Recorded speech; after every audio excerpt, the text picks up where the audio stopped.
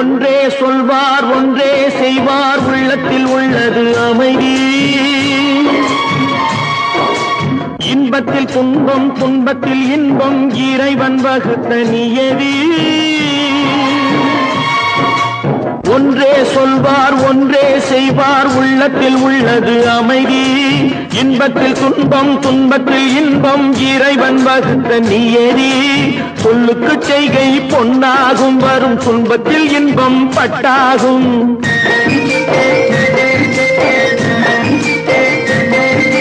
சொல்லுக்கு செய்கை பொன்னாகும் வரும் துன்பத்தில் இன்பம் பட்டாகும். இந்த இரண்டு கட்டளை அறிந்த மனதில் எல்லா நன்மையும் உண்டாகும், எல்லா நன்மையும் உண்டாகும்.